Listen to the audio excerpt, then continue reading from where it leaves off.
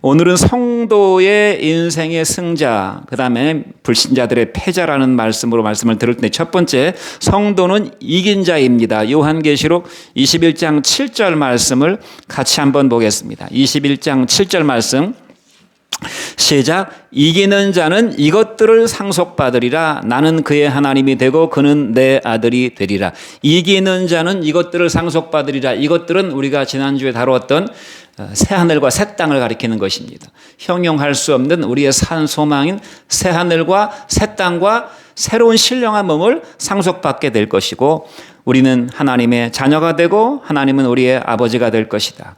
이기는 자라는 성경의 말씀은 요한계시록에 집중적으로 등장하고 있습니다. 다른 복음서라든가 서신서에는 이기는 자라는 말씀이 그렇게 많이 나오지 않습니다.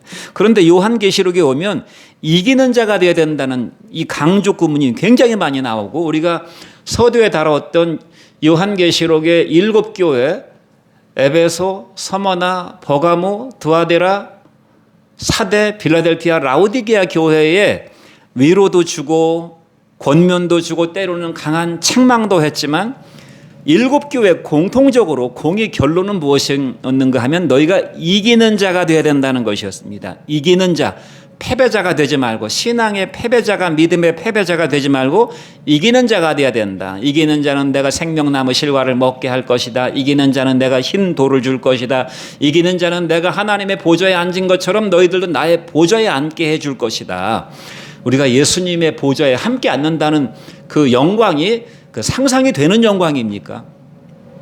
우리가 예수님과 같은 자리에 앉게 해준다고 주께서 말씀하셨어요. 어떤 사람에게요? 이기는 자에게.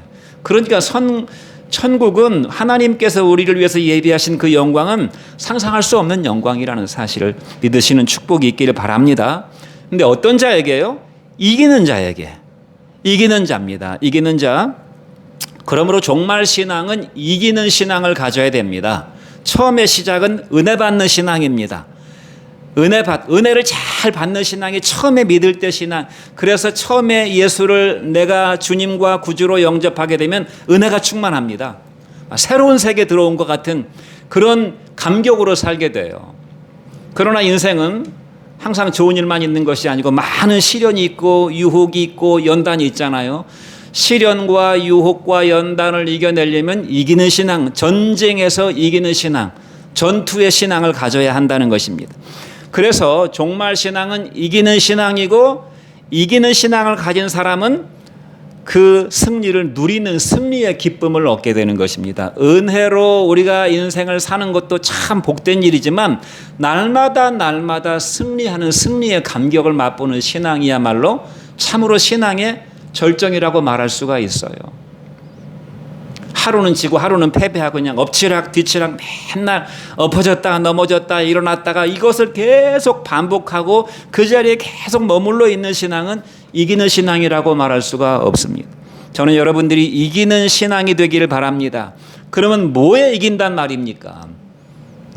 사람들이 승리하게 하옵소서 이런 표현을 많이 하는데, 구체적으로 무엇을 대상으로 이긴다는 것인지, 그리고 무엇을 대상으로 이겨야 되는지 그 싸워야 될 대상을 잘 모르고 그냥 승리하세요, 승리합시다 이런 이야기를 그냥 하고 듣는 경우가 많은 것 같아요.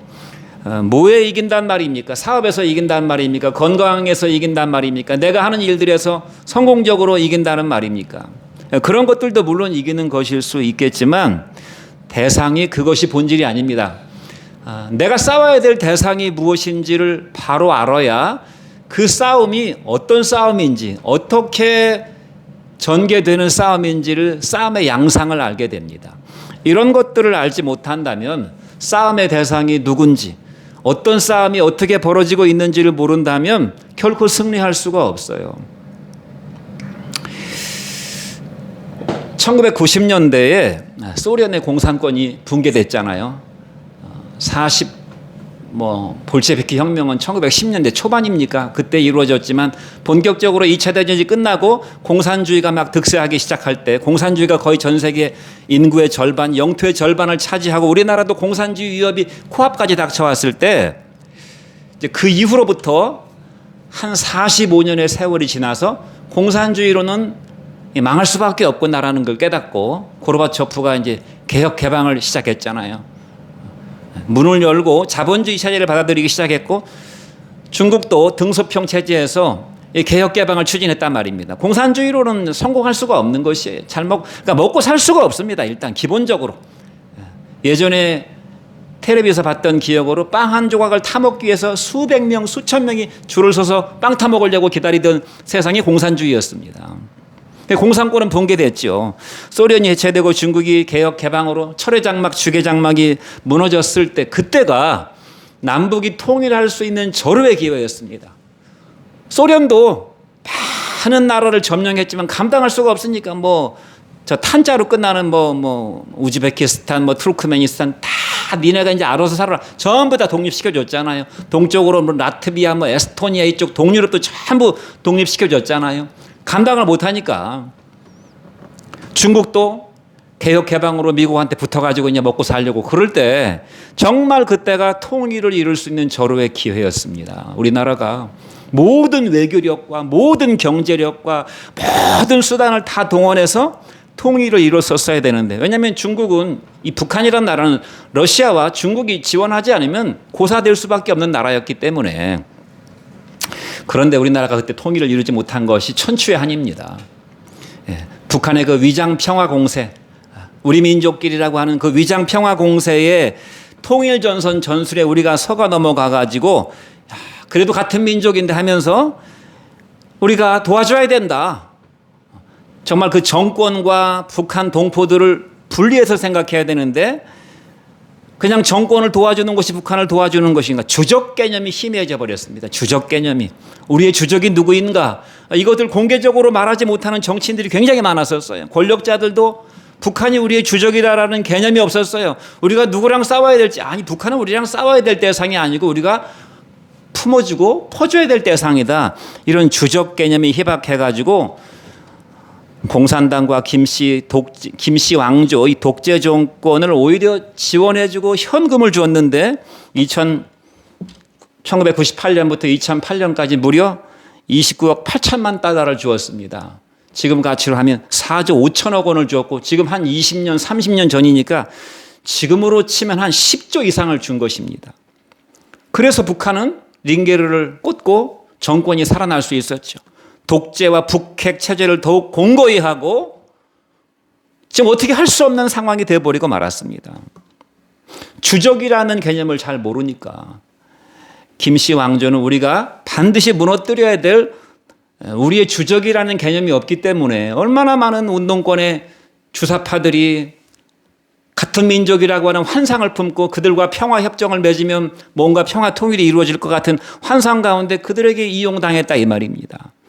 80년 김씨 왕조 독재는 절대로 그 독재 정권이 무너지지 않으면 평화 통일은 없습니다. 자유 평화 통일은 없어요. 제가 이 설교를 10년 전에도 했었습니다. 막 평화 통일 무드가 막 무르익고 개성공단이 어쩌고 저쩌고 할 때 제가 이 설교를 했었어요. 10년 전에.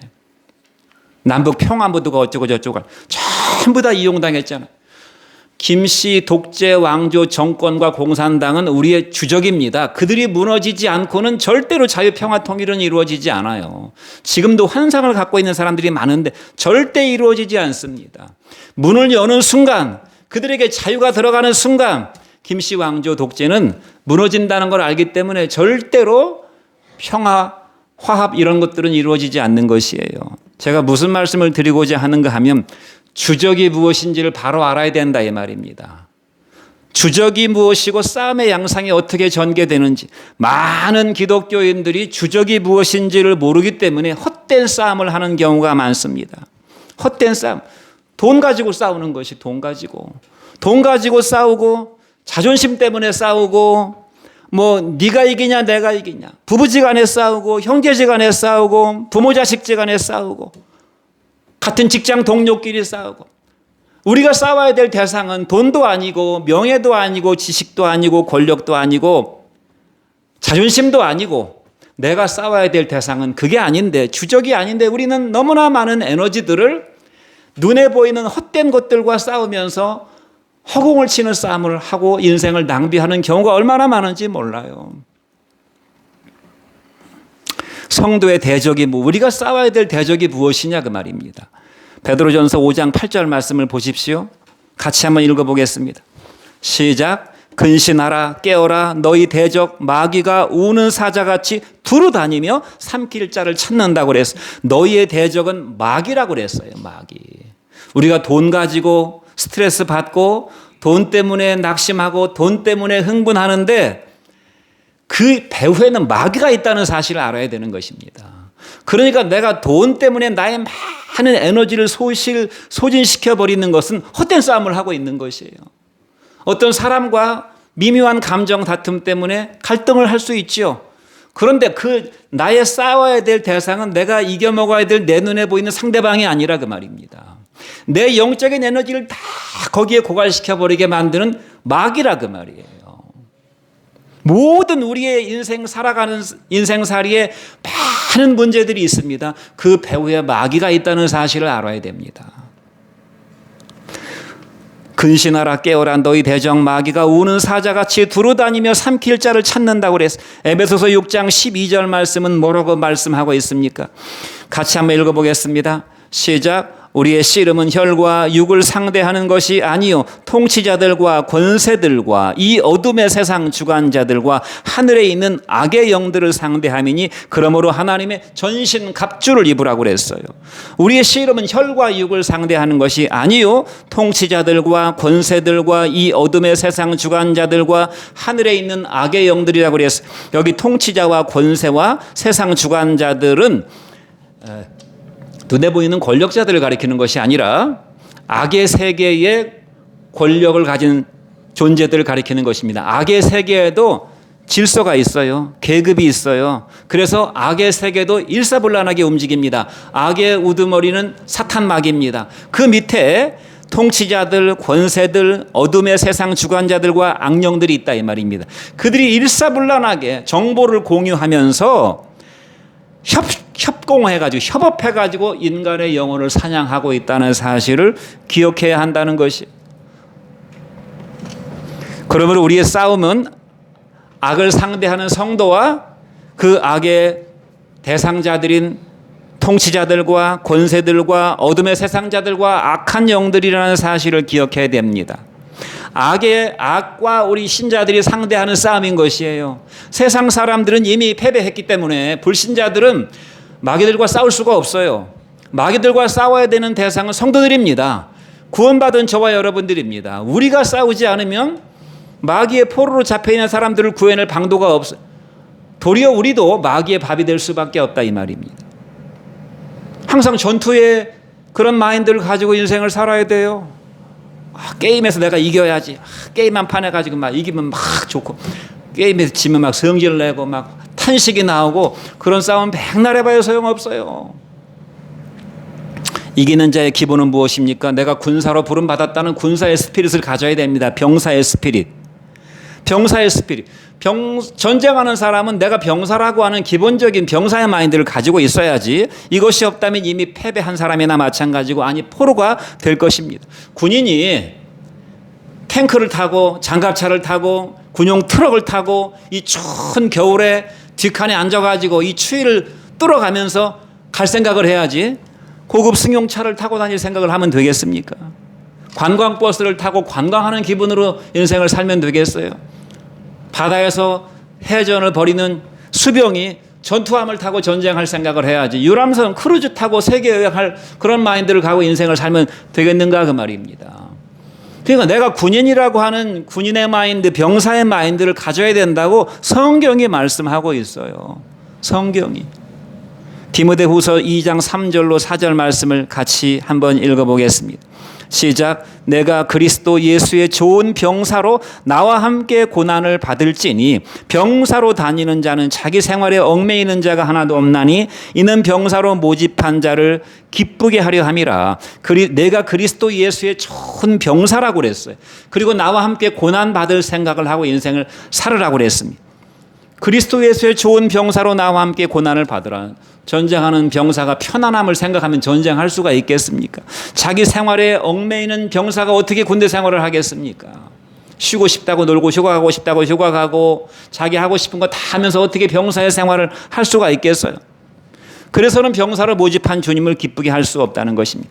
군인의 생명은 군인 정신입니다. 아무리 좋은 무기를 가지고 있어도 군인 정신이 없다면, 자신이 군인이라고 하는 그런 마인드가 없다면 어찌 전쟁에서 이길 수가 있겠어요?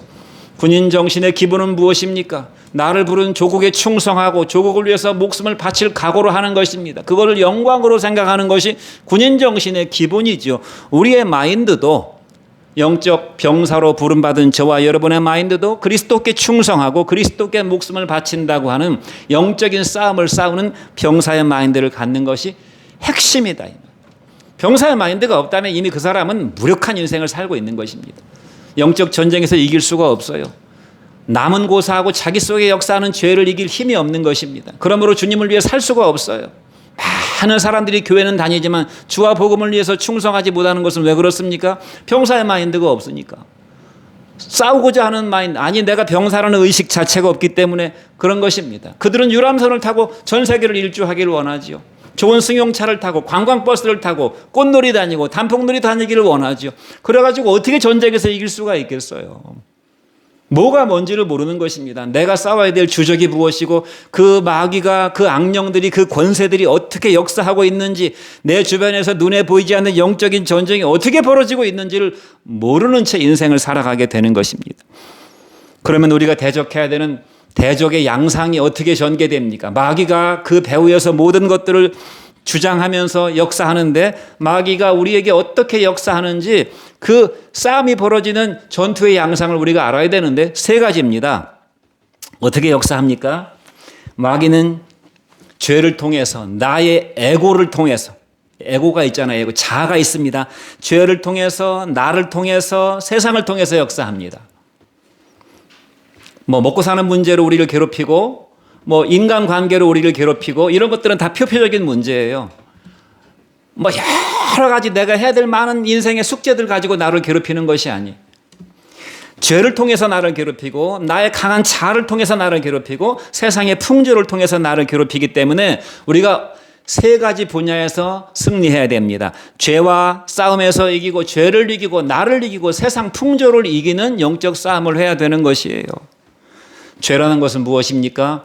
내 속에 죄성이 남아있다고 그랬습니다. 우리는 육체로 하나님 앞에 범죄한 전력이 있기 때문에, 구원받았지만 육체를 입고 살아가야 되기 때문에 이 죄에 익숙해진 육체, 이 육체는 죄에 익숙합니다. 죄와 더불어 먹고 마시는 인생을 살아왔기 때문에 이 육체를 내가 영으로, 성령으로 통제하지 않으면 금방 죄에 빠져버리게 되는 것입니다. 죄를 통해서 내 속에 교만의 본성이 있어요. 교만의 본성. 누구라도 충고 한번 해보세요. 충고를 감사함으로, 충고해 주셔서 감사합니다라고 받아들이는 사람 별로 없습니다. 충고나 어떤 질책이나 이런 걸 해보세요. 마음에 분이 올라오게 돼 있어요. 이것이 인간의 교만의 본성이에요. 정욕이 있습니다. 자기 욕심과 감정을 따라 살고 싶어하는 이런 본성이 저와 여러분 속에 남아있다 이 말입니다. 우리가 싸워야 될 것은 상대방이 아니에요. 눈에 보이는 남편도 아니고 아내도 아니고 동료도 아니에요. 내 속에서 역사하려고 하는, 죄를 가지고 역사하는데 마치 자성처럼 내 속에 죄성이라고 하는 자성이 남아있기 때문에 마귀가 그걸 가지고 끌어당기면 그쪽으로 막 끌려가는 그런 본성이 있다 이 말입니다. 그 다음에 자기를 자랑하고 세상의 헛된 영광을 추종하면서 거짓과 미움과 시기와 이기심을 쫓아가려고 하는 그런 죄성이 내 속에 있기 때문에 마귀는 이걸 가지고 우리에게 역사하는 것입니다. 사업이 망했다, 직장에서 퇴직했다, 직장에서 잘렸다, 이런 문제는 문제가 사실은 아니에요. 초대교회 교인들은 그럼 어떻게 살았겠습니까? 직장이 어디 있어요? 먹고 살 것이 어디 있어요? 다 예수 믿다가 감옥에 투옥되고 죽임을 당하고 멸시를 당하고 살았는데 그들은 어떻게 인생에서 승리했는가 그 말입니다. 그러면 나가 있습니다. 나라고 하는 에고가 있어요. 이것은 꼭 죄성이라고 말할 수는 없지만 내가 가지고 있는 내 생각, 내가 살아가는 어떤 기준, 원칙, 내 주장, 이런 것들이 있습니다. 이런 것들이 다 나쁜 것이라고 할 수는 없지만 하나님의 말씀보다 앞서게 될 때 결국은 자기 중심으로 살아가게 되는 것이에요. 그 사람이 꼭 악한 본성을 가지고 살아가는 건 아니지만 자기 중심으로 살아가게 되면 결국은 하나님의 뜻을 이루지 못하게 되는 것입니다. 마귀는 이런 걸 통해서 역사하는 것이, 아마 많은 사람들 경우에 그래도 양심이 좀 살아있고 뭔가 윤리 도덕 의식이 살아있으면 내가 이런 나쁜 마음을 먹으면 안 되지 하는 그런 어떤 자각은 있을 수 있지만, 많은 경우에 내가 내 뜻을 가지고 내 원칙을 가지고 내 주장을 가지고 내 생각을 가지고 살아가는 것이 문제가 된다고 생각하는 사람은 별로 없을 것입니다. 그러나 하나님 앞에서는 문제가 될 수 있어요. 자기 중심으로 살아갈 가능성이 많기 때문에, 그러므로 말씀을 앞세우는 전쟁을 해야 되는 것입니다. 우리가 말씀을 듣고 말씀을 쓰고 말씀을 암송하고 말씀을 묵상하는 이유가 무엇입니까? 내 생각, 내 뜻 다 좋지만 하나님의 나라와 하나님의 의를 먼저 구하는 인생을 살아야 되기 때문에 그러한 것입니다. 마지막으로 세상 풍조입니다. 이것은 세상의 흐름과 분위기, 세상의 트렌드예요. 사람들이 뭐가 인기 있다, 뭐가 좋다 그러면 다 글로 몰려갑니다. 그 방향과 그 바람을 따라가는 것입니다. 세상 분위기가 그렇기 때문에 그렇게 하지 않을 그런 에너지가 없으면 다 패배자가 되는 것이에요. 이것이 우리 주변에서 내 속에서 벌어지고 있는 전쟁의 양상입니다. 전투의 양상이에요. 모든 걸 통해서 마귀는 죄를 통해서, 나를 통해서, 세상 풍조를 통해서 역사하는 것입니다.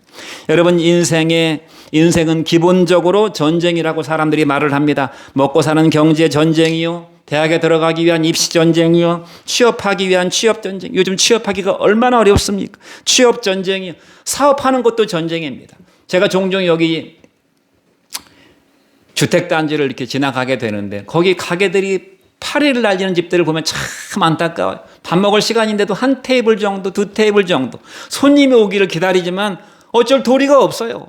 사업하는 사람들은 얼마나 힘들겠습니까? 직장에서 살아남는 것도 전쟁입니다. 결혼도 전쟁이요, 자녀를 키우는 것도 전쟁이요, 건강을 지키는 것도 전쟁이고, 지금 또 총칼로 싸우는 세계 곳곳에서의 전쟁이 한 7군데 정도 벌어지고 있다고 그래요. 여기에서 승리하는 사람은 기쁨과 영광과 축복을 누리고 자기 인생을 주도적으로 살 수 있지만, 패배하는 사람은 슬픔과 치욕을 당하고 고통 가운데 인생을 살아가게 되고 선택권이 별로 없는, 내가 원치 않는 인생을 살아야 되는 종된 인생을 살아가게 됩니다.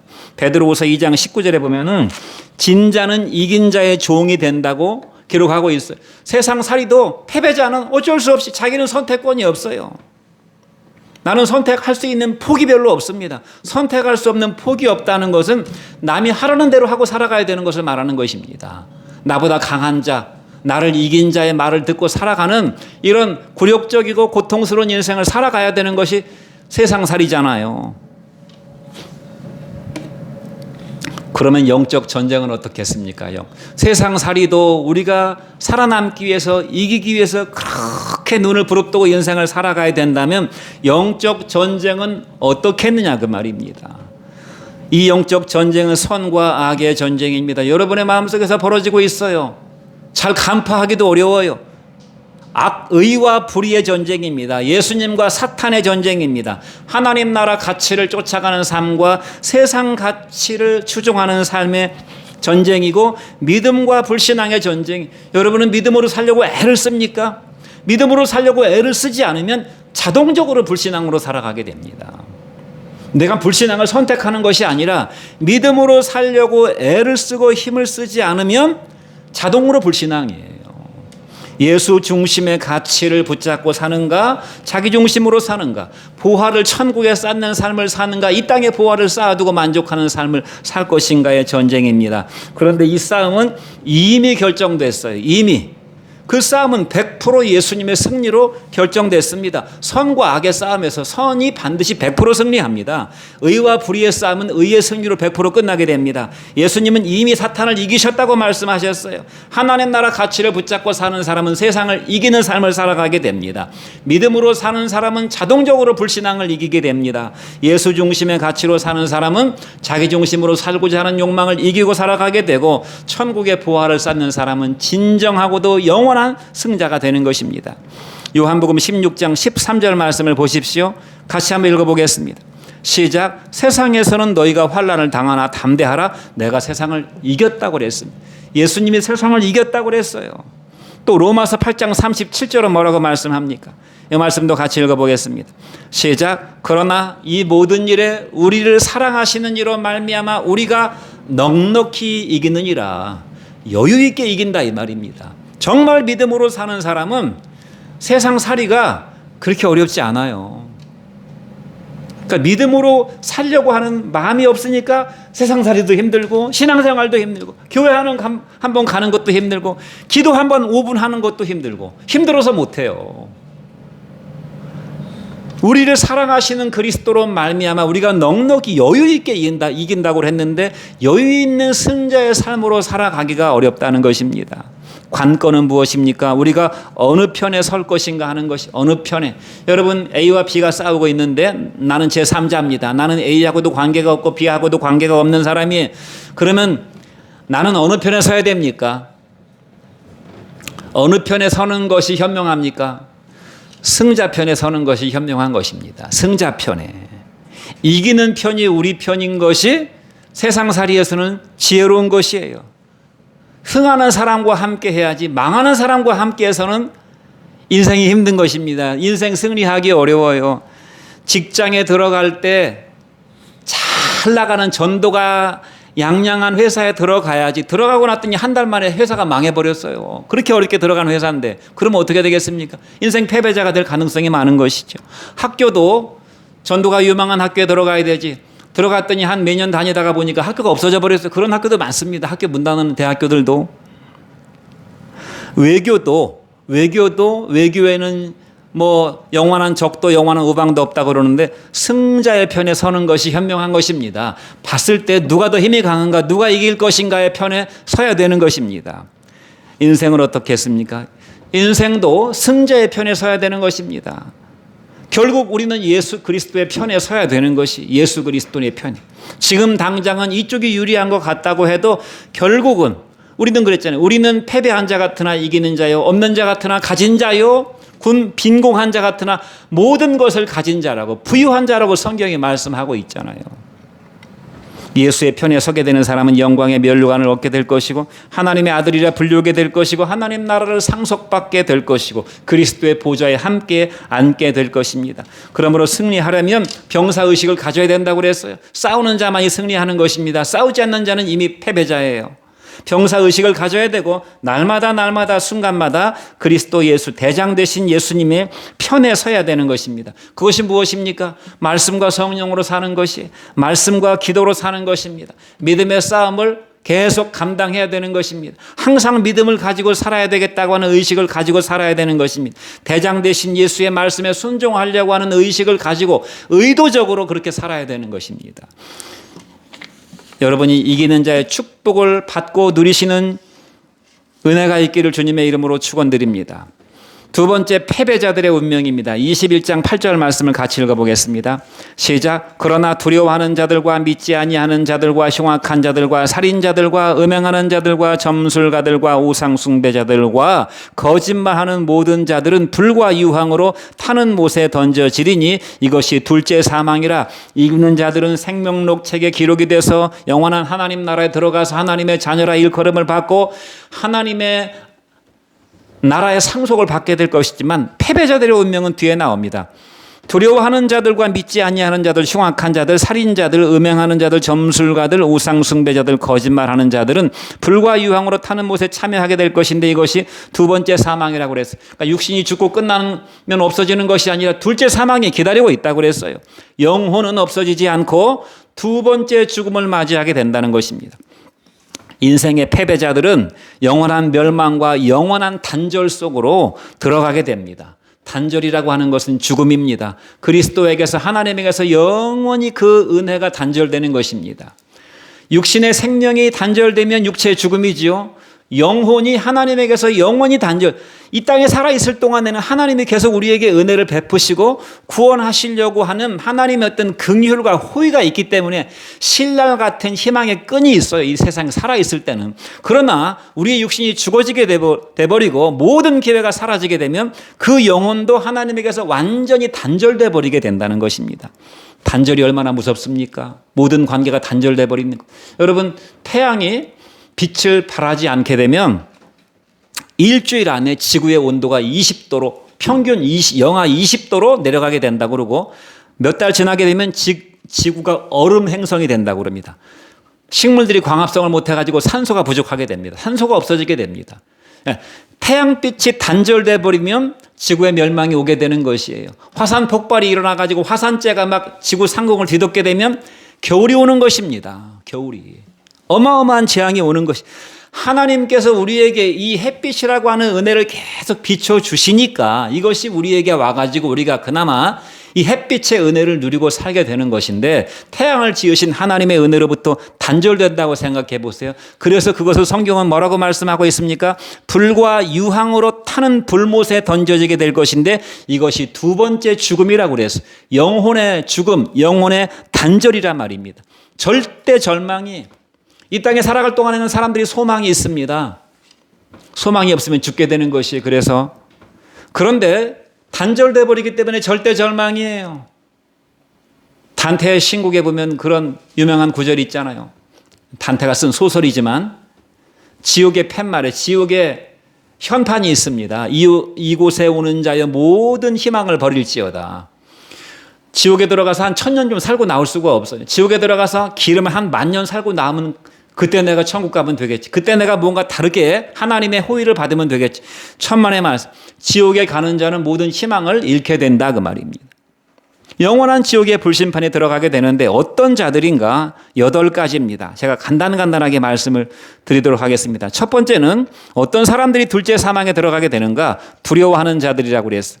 이 두려워하는 자들이란 말은 성격상 겁이 많은 사람을 가리키는 것이 아니라 신앙의 박해와 고난의 두려움 때문에, 그 두려움 때문에 배교하게 되는 것입니다. 우리가 두려움의 감정을 가질 수는 있지만 누구나 두려움의 마음이 들어옵니다.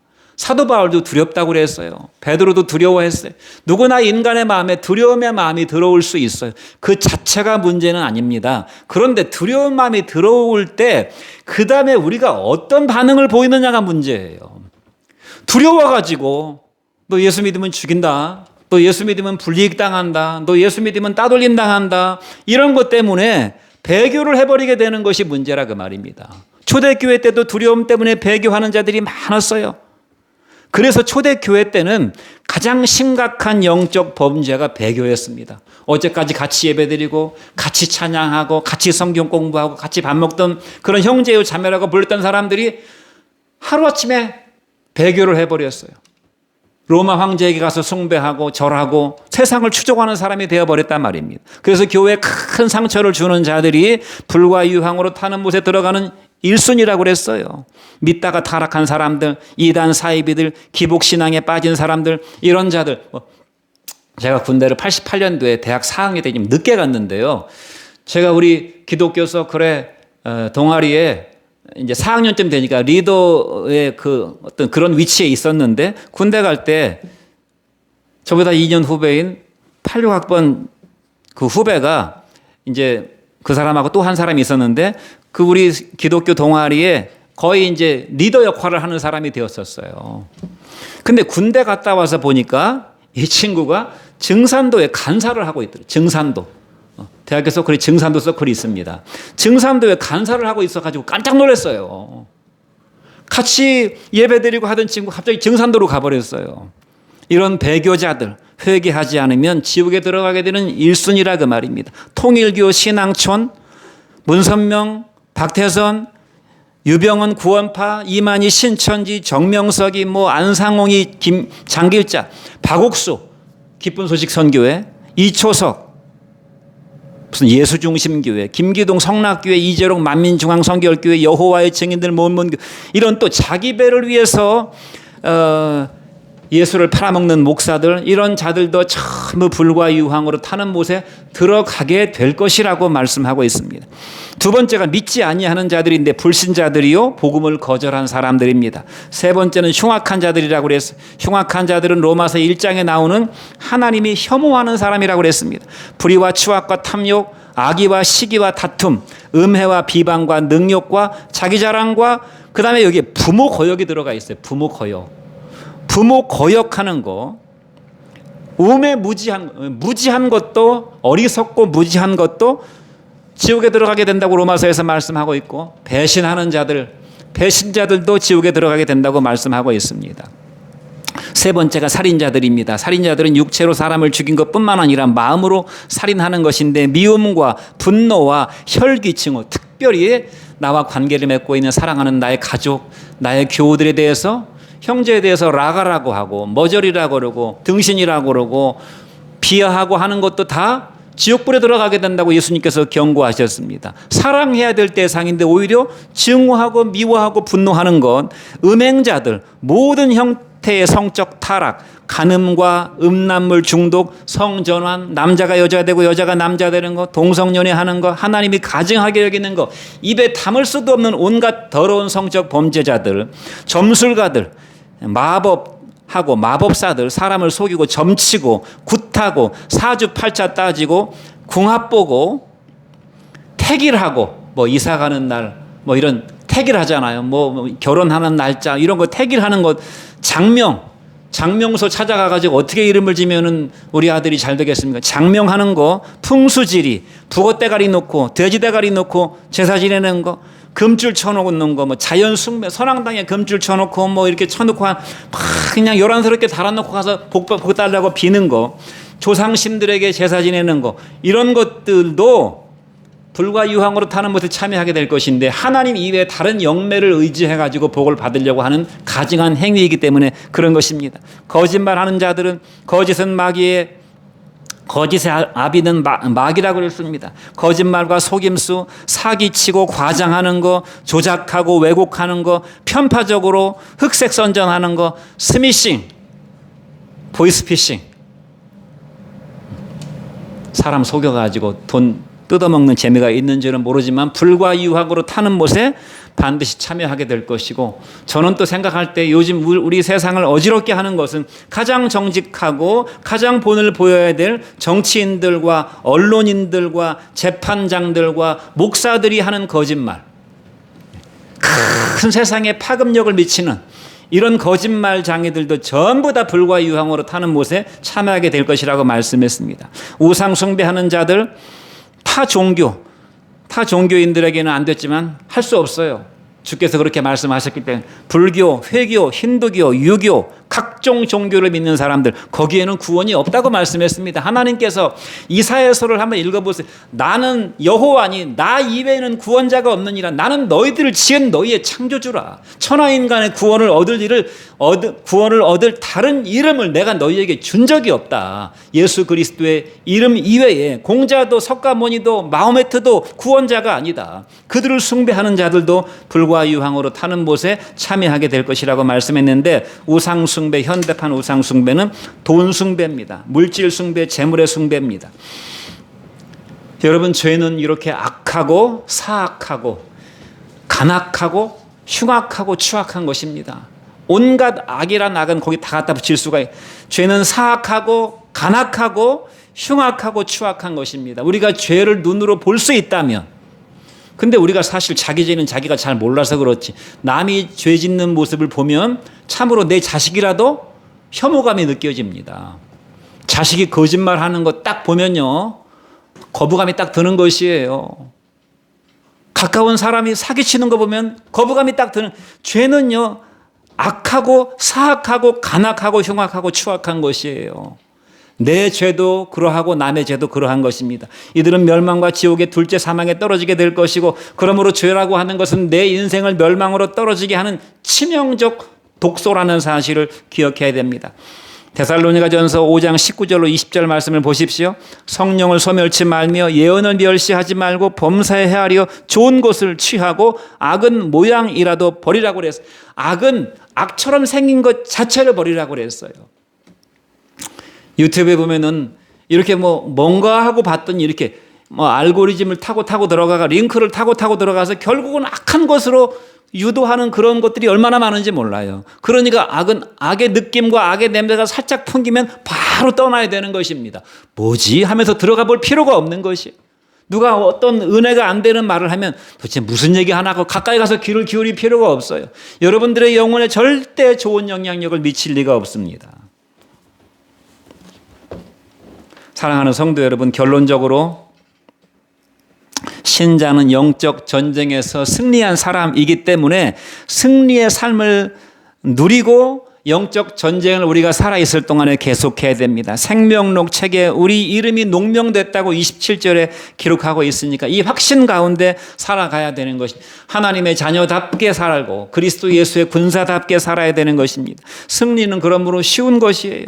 예수 중심으로 살면 세상 고난, 세상 유혹, 어떤 질병, 어떤 문제, 어떤 인간관계 다 이겨낼 수 있어요. 초대교회 성도들은 세상에서 끊어지는 세상 사람들로부터 다 끊어짐을 당하는 그런 고통 속에서도 그런 어려움 속에서도 넉넉하게 이겼다고 그랬죠. 왜냐하면 세상은 대단해 보여도 내게 별것이 아닌 것입니다. 믿음으로 사는 사람에게는 세상이 별것이 아닌 것이에요. 엄청난 부자들, 내 밥줄을 쥐고 있는 것처럼 보이는 사람들, 뭐 대단해 보이고 잘나 보이고 혹은 내가 닥쳐야 될 어떤 굉장한 고통스러운 어떤 그런 일들이 내가 이게 예견되게 될 때 그것이 내게 엄청나게 큰 일처럼 다가오지만 별것이 아니라는 것입니다. 그리스도인들은 이미 승리한 자들이기 때문에 그것이 그냥 별로인 것이에요. 별로. 영어로 쏘입니다. 그저 그렇고 그런 것이지. 그저 그렇고 그런 것이다 이 말입니다. 왜냐하면 우리는 이미 승리한 자들이기 때문에. 찬송가 436장 2절 말씀에 보면 이런 말씀이 있어요. 이런 찬송가가 있습니다. 주 안에 감추인 새 생명 얻으니 이전에 좋던 것 이제는 값없다라고 돼 있어요. 옛날엔 돈이 좋았잖아요. 돈 때문에 내 인생이 왔다 갔다 합니다. 돈 때문에 내 인생이 불행했다 행복했다 왔다 갔다 하는 것이에요. 사람도 물론 소중하죠. 사람 때문에 내가 왔다 갔다 하는 인생을 살게 되는 것입니다. 그러나 성경은 뭐라고 말씀하냐면 이전에 좋던 것 이제는 값이 없다고 그랬어요. 그렇게 대단한 것이 아니라 이 말입니다. 오직 그리스도 예수님, 내게 승리를 주시는 예수님만인 나의 모든 것을 주관하시는 사실을 기억하시고 인생 승자의 축복을 누리시는 영생으로 들어가시는 여러분 되시기를 주님의 이름으로 축원드립니다. 기도하겠습니다.